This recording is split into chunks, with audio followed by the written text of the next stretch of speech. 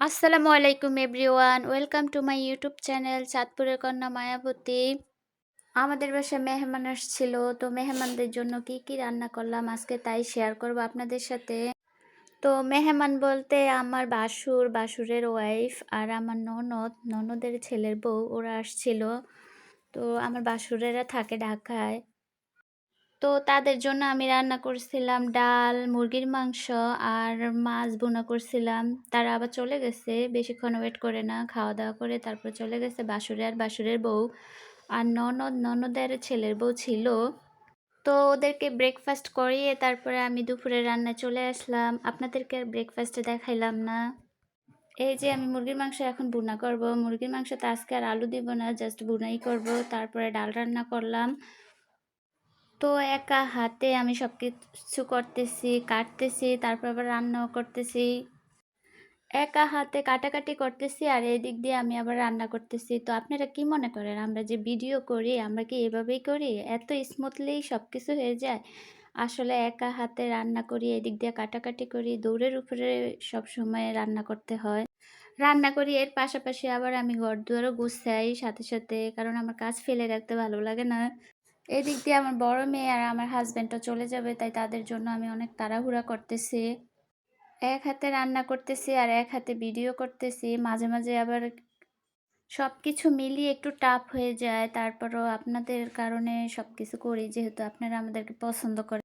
আসলে গাছ নিজের ডোল নিজেই পিটাইতাছি, আপনারা তো আমাদের পছন্দ করেন না। পছন্দ করলে অবশ্যই কমেন্ট করতেন, ভিডিও দেখতেন, লাইক দিতেন, সাবস্ক্রাইব করতেন। আর যারা ফেসবুক পেজ থেকে দেখেন তারা অবশ্যই আমাদেরকে ফলো দিবেন।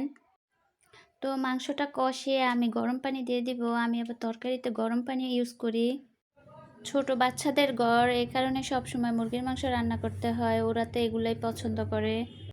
এর ফাঁকে ফাঁকে আমি আবার আমার ছোট মেয়েকে ঘুম থেকে তুলে ব্রাশ করিয়ে তারপরে নাস্তা করিয়ে দিলাম। তো এই যে তরকারি দেখেন কষানো শেষ, এখন আমি গরম পানি অ্যাড করবো এর সাথে। গরম পানি অ্যাড করলে তরকারির টেস্টটাও বেড়ে যায়। মেহমান আসলে আসলে অনেক ভালো লাগে, কারণ একা একা তো থাকি, মেহমান আসলে বাড়িটা একটু আমেজ আমেজ মনে হয়, অনেক ভালো লাগে। এদিক দিয়ে আবার আমি মাছ কাটতেছি, মাছ পরিষ্কার করতেছি, শিং মাছ। শিং মাছের ভিতরে এক ধরনের রক থাকে, ওগুলা ফেলে দিতে হয়। আর এগুলা ফেলে দিতে দিতে অনেক টাফ হয়।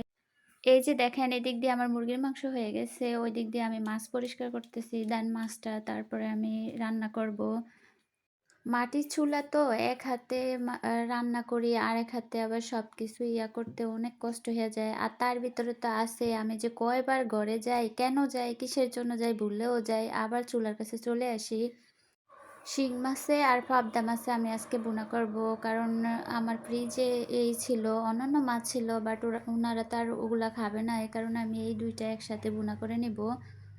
মাছগুলো আমি খুব হালকা ভাজি করছি, কারণ এইসব ধরনের মাছ বেশি ভাজি করলে মজা লাগে না, এই কারণে আমি খুব হালকা সব সময় ভাজি করি। যে আমি এখন সব কিছু দিব, আদা বাটা, রসুন বাটা, তারপরে হলুদ গুঁড়া, মরিচের গুঁড়া, টমেটো, সব কিছু অ্যাড করে অনেক ভালোভাবে কষিয়ে নেব। মশলা কষানো হয়ে গেলে আমি মাছগুলো দিয়ে তারপরে গরম পানি অ্যাড করব।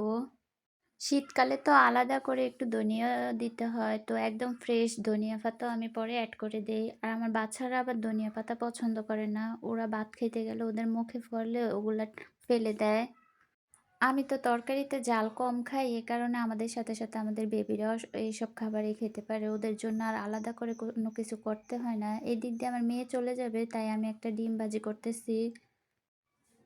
ডিমটা আমি ভাজি করে নিব। আমার আবার ডিম ভাজি ভালো লাগে না, আমার ডিম সিদ্ধ ভালো লাগে। তো এরই ভিতরে আমি আপনাদের সাথে একটা ডিমের ভাইরাল রেসিপি শেয়ার করব, অবশ্যই আপনারা ফলো দিয়ে রাখবেন আমার চ্যানেলে। এই যে আমি লাস্ট ধনেপাতা অ্যাড করলাম, দেখেন আমার তরকারির কালারটা কত সুন্দর। তারপরে বিকেলবেলা মেহমানদের জন্য কি রান্না করব, তারপরে নুডলস রান্না করলাম। আমার কাছে ছিল না, গাজর ছিল না, তাই আমি অ্যাড করতে পারি না, বাট ব্রকলি আর আলু দিয়েছিলাম সবজি হিসেবে। বাচ্চারা তো এমনিতে কোনো সবজি খেতে চায় না, তাই আমি একটু সবজি বিভিন্নভাবে খাওয়ানোর চেষ্টা করি। সবজির সাথে আমি নুডলসটা সিদ্ধ করে নিলাম, আলাদা করে সিদ্ধ করলাম না। আপনাদের সাথে একটা জিনিস শেয়ার করি। আসলে আমি ভিডিও করি আর সেগুলো আবার ইউটিউবে ছাড়ি। এটা জাস্ট আমি পছন্দ করি, এ কারণেই করি। আমি তো আমার ফেসও দেখাই না। তো আপনারা এসব নিয়ে আজে-বাজে কোনো কমেন্ট করবেন না আশা করি। একটা মেয়ে কোনো কিছু করবে আর সেটাই বা আমরা কেন ছোট চোখে দেখব? আর এটা তো এখন সবাই করে ঘরে বসে। আর আমি তো আমার ফেসও দেখাই না। তো এই যে আমার নুডলস সিদ্ধ হয়ে গেছে। এখন আমি নুডলসটা বানিয়ে নিব। আমি খুব তেল, তারপরে কাঁচামরিচ এগুলা কম দিছি যেহেতু আমার বেবিরাও খাবে। এ কারণে ছোট, ছোট বাচ্চাদের রেখে সবকিছু একা হাতে করতে অনেক টাফ হয়ে যায়। তারপরে মেহমান আসলে আমি যেতটুকু পারি, আমার সাধ্যে যেতটুকু আছে আমি অতটুকুই করে দেই। আমাদের ইসলামে আছে মেহমান আসা ভালো, আল্লাহর রহমত। তো সেই ক্ষেত্রে আমাদের সবার উচিত মেহমান আসলে যার যেতটুকু সাধ্য আছে ওরকম অনুযায়ী আপ্যায়ন করা। তো দেন এই যে আমি নুডলসগুলো এখন ঢেলে দিছি। এখন আমি এগুলা নেড়ে-চেড়ে নুডলসের মসলা এড করব। মসলা আমি খুব একটা বেশি ইউজ করি না, কারণ আমার নুডলসের মসলা অত একটা পছন্দ না। যেহেতু ধনেপাতার সিজন তাই আমি একটু ধনেপাতাও এড করলাম। এই ধনেপাতাগুলো একদম ফ্রেশ আমাদের ছাদ বাগানে নিজের হাতে রোপণ করা। আপনাদের সাথে অবশ্যই একদিন আমাদের ছাদ বাগানের ভিডিও শেয়ার করব। এই যে দেখেন আমার নুডলসটা অলমোস্ট রেডি। আমি এখন গরম গরম নুডলসটা ওদেরকে দিয়ে দিব।